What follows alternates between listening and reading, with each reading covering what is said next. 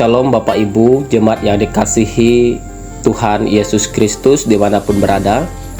Kembali lagi dalam renungan harian bersama saya Pendeta Andreas Paron. Sebelum kita membaca dan merenungkan firman Tuhan, mari kita berdoa. Allah Bapa yang penuh kuasa, kami bersyukur karena kami boleh menikmati hari-hari yang baik dalam kasih Tuhan. Kami bersyukur buat hari ini, dan kami bersyukur buat kesempatan demi kesempatan yang ada. Saat ini Tuhan, kami akan mendengarkan firman Tuhan. Kami mohon bimbingan kuasa Roh Kudus melengkapi kami masing-masing dalam keberadaan kami untuk dapat mengerti firman-Mu. Hamba-Mu yang juga akan berbagi firman Tuhan, Tuhan juga boleh lengkapi dengan kuasa Roh Kudus-Mu. Dalam nama Yesus kami berdoa. Amin. Bacaan firman Tuhan bagi kita pada saat ini terdapat dalam kitab Ulangan pasal yang ke-8 ayat 1 sampai ayat yang ke-10. Yang akan saya bacakan bagi kita demikian firman Tuhan. Bersyukur kepada Allah karena kebaikannya. Segenap perintah yang kusampaikan kepadamu pada hari ini haruslah kamu lakukan dengan setia, supaya kamu hidup dan bertambah banyak, dan kamu memasuki serta menduduki negeri yang dijanjikan Tuhan dengan sumpah kepada nenek moyangmu. Ingatlah kepada seluruh perjalanan yang kau lakukan atas kehendak Tuhan Allahmu di padang gurun selama 40 tahun ini dengan maksud merendahkan hatimu dan mencobai engkau untuk mengetahui apa yang ada dalam hatimu, yakni apakah engkau berpegang pada perintahnya atau tidak. Jadi ia merendahkan hatimu, membiarkan engkau lapar dan memberi engkau makan mana yang tidak kau kenal dan yang juga tidak dikenal oleh nenek moyangmu, untuk membuat engkau mengerti bahwa manusia hidup bukan dari roti saja, tetapi manusia hidup dari segala yang diucapkan Tuhan. Pakaianmu tidaklah menjadi buruk di tubuhmu, dan kakimu tidaklah menjadi bengkak selama 40 tahun ini. Maka haruslah engkau insaf bahwa Tuhan Allahmu mengajari engkau seperti seorang mengajari anaknya. Oleh sebab itu, haruslah engkau berpegang pada perintah Tuhan Allahmu dengan hidup menurut jalan yang ditunjukkannya dan dengan takut akan Dia.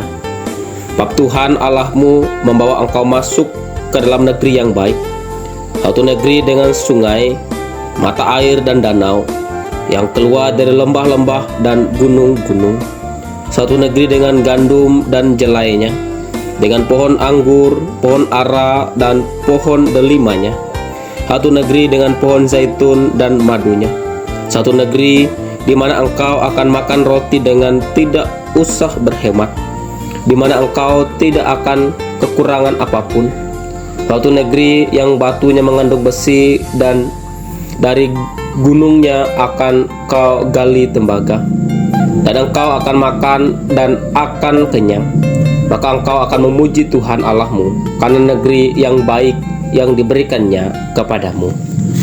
Sedemikian bacaan firman Tuhan. Yang berbahagia ialah kita mendengarkan firman Allah dan yang melakukannya dalam kehidupan kita tiap-tiap hari. Amin.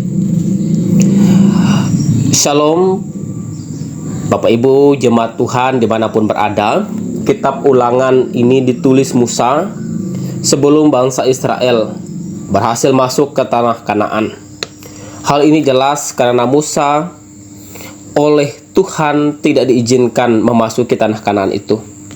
Dalam Keluaran pasal yang ke-34 ayat 4 dinyatakan, dan berfirmanlah Tuhan kepadanya, inilah negeri yang kujanjikan dengan sumpah kepada Abraham, Ishak, Yakub. Demikian Tuhan, dan keturunannya lah akan kuberikan negeri ini. Aku mengizinkan engkau melihatnya dengan matamu sendiri, tetapi engkau tidak akan menyeberangi ke sana. Demikian firman Tuhan yang dinyatakan kepada Musa.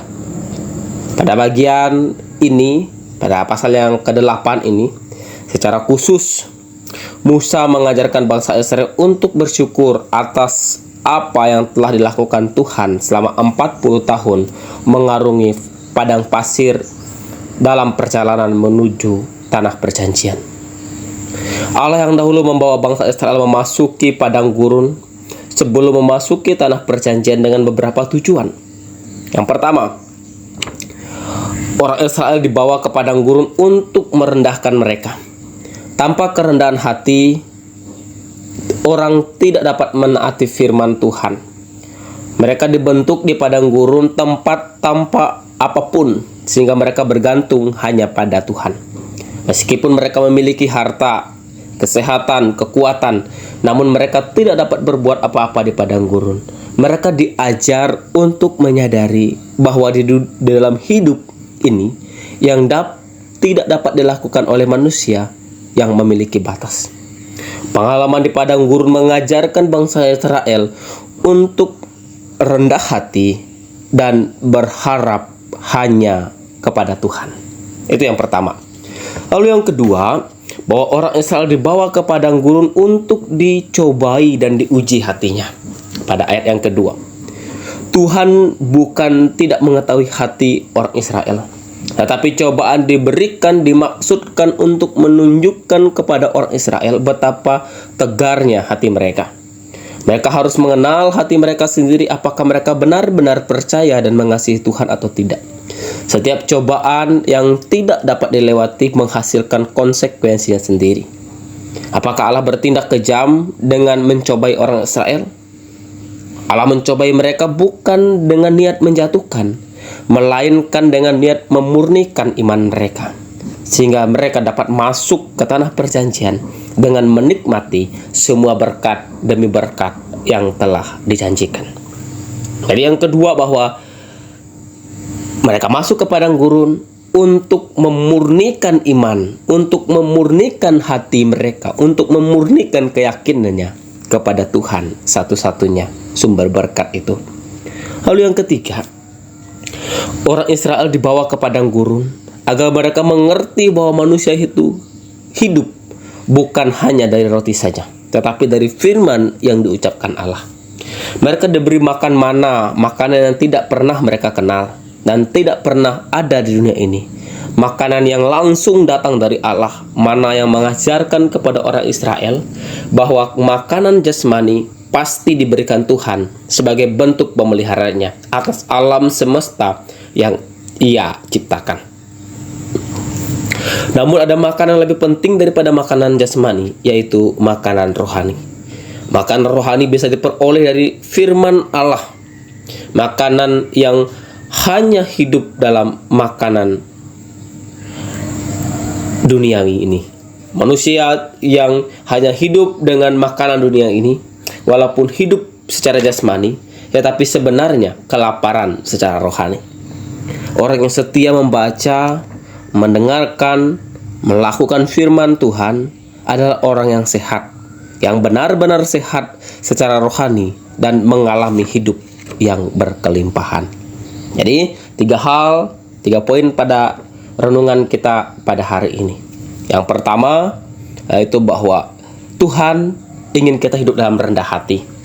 Tuhan ingin melihat iman kita murni, dan Tuhan mau kita menikmati berkat-Nya dalam hidup berkelimpahan dan bergantung kepada Tuhan, baik secara rohani kita maupun secara jasmani kita. Amin buat firman Tuhan. Mari kita naikkan syafaat kita berdoa. Bapa yang penuh kasih, kami bersyukur bagian hamba-Mu menyampaikan firman Tuhan telah selesai. Tetapi kami percaya rema firman Tuhan terus mengubah hati dan pikiran kami senantiasa. Kami bersyukur buat firman-Mu. Kami boleh diingatkan kembali bagaimana pemeliharaan Tuhan bagi umat-Mu Israel. Biarlah kami hari-hari ini juga menyadari bagaimana Tuhan memelihara hidup kami. Biarlah kami tetap dalam rendah hati dalam setiap tanggung jawab kami. Biarlah kami tetap murni dalam iman dan pendengaran kami serta pengajaran-pengajaran kami. Biarlah kami juga mengalami pemeliharaan Tuhan sebagaimana umat Israel, sehingga mereka menikmati berkat Tuhan secara rohani dan jasmani, dan mereka menikmatinya dengan kelimpahan yang telah Tuhan sediakan dalam hidup mereka. Bapa yang penuh kasih, ajarkan kami untuk mengimani setiap perkataan-perkataan Tuhan dalam firman-Mu. Biarlah kami hidup sungguh-sungguh dalam keyakinan bahwa Tuhan juga memelihara kami dalam kehidupan kami saat ini. Kami berdoa Tuhan untuk jemaat Tuhan, untuk pelayanan Tuhan di gereja GKE Osana Puruk Cahu dan juga gereja Eleuteria Christian Center. Kami mohon dalam kasih Tuhan menjaga para hamba-hamba-Mu, pendeta-pendeta yang melayani, penatua dan diakon, dan juga seluruh jemaat Tuhan di wilayah pelayanan gereja Hosana Puruk Cahu dan juga Eleuteria Christian Center, agar kiranya melalui gereja, melalui persekutuan ini Tuhan, iman semakin bertumbuh, persekutuan kebersamaan semakin meningkat, semakin diberkati untuk dapat memberkati banyak orang.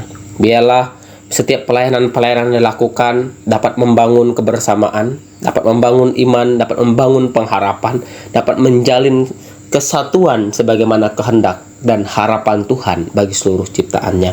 Bapa yang penuh kasih, kami berdoa untuk setiap rencana-rencana pelayanan yang akan dikerjakan oleh jemaat-Mu, oleh hamba-hamba Tuhan.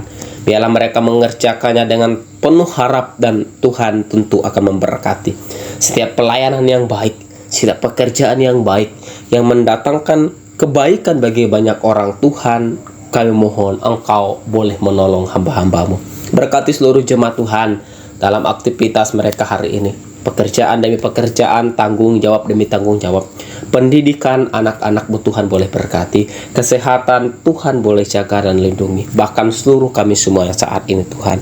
Kami bawakan harap kami ini, kami bawakan doa dan permohonan kami ini hanya kepada satu Allah yang berkuasa, yang juga turut mengajarkan murid-murid-Mu berdoa bersama-sama. Bapa kami di surga, dikuduskanlah nama-Mu, datanglah kerajaan-Mu, jadilah kehendak-Mu di bumi seperti di surga. Berikanlah kami pada hari ini makanan kami yang secukupnya, dan ampunilah kami akan kesalahan kami, seperti kami juga mengampuni orang yang bersalah pada kami. Jangan membawa kami ke dalam percobaan, tapi lepaskanlah kami daripada yang jahat, karena Engkau punya kerajaan dan kuasa dan kemuliaan sampai selama-lamanya. Amin. Selamat beraktivitas untuk kita semua. Tuhan memberkati. Shalom. Tuhan memberkati engkau dan melindungi engkau. Tuhan menyinari engkau dengan wajah-Nya dan memberi engkau kasih karunia.